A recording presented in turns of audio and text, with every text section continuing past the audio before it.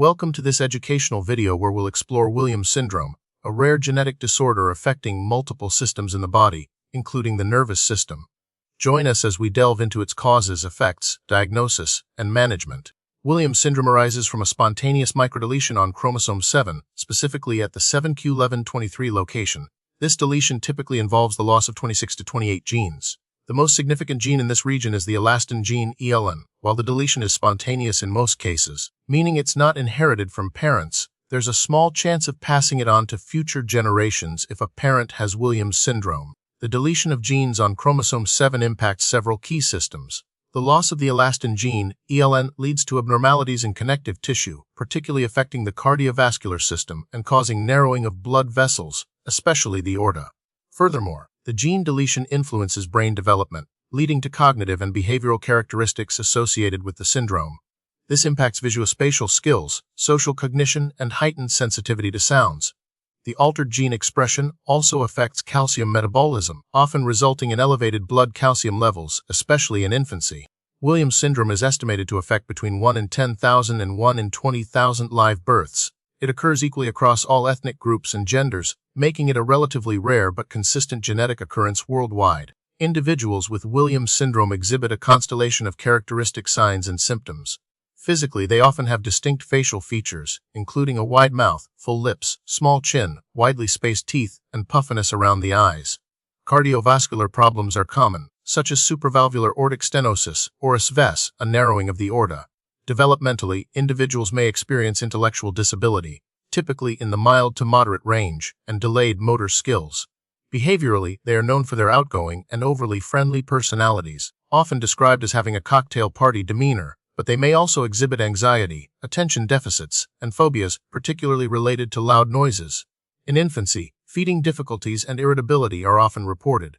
Diagnosis of Williams syndrome typically involves a combination of physical examination, clinical evaluation, and genetic testing.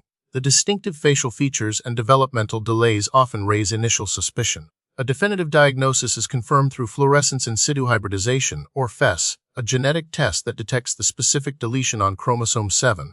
Chromosomal microarray analysis can also be used to identify the deletion. Williams syndrome does not have distinct subtypes or classifications beyond the spectrum of severity of the symptoms. The presentation of symptoms can vary from person to person, even within the same family. Some individuals may experience more severe cardiovascular complications, while others may have more prominent cognitive or behavioral challenges. This variability underscores the need for individualized care and management. Currently, there is no cure for Williams syndrome. Management focuses on addressing the various symptoms and improving quality of life. This includes regular monitoring and management of cardiovascular issues, such as ASVES, often requiring medication or surgery. Developmental therapies, including speech therapy, occupational therapy, and physical therapy, are crucial for addressing developmental delays and improving motor skills. Behavioral interventions and psychological support can help manage anxiety, attention deficits, and phobias. Dietary management, especially during infancy, is important to address potential feeding difficulties and hypercalcemia. Early intervention programs are highly recommended to maximize developmental potential. Since Williams syndrome results from a spontaneous genetic deletion in most cases, there is no known way to prevent it. Genetic counseling is recommended for families with a history of Williams syndrome, or if a parent has the condition, to understand the risk of recurrence in future pregnancies. The prognosis for individuals with Williams syndrome varies depending on the severity of their symptoms and the effectiveness of ongoing management.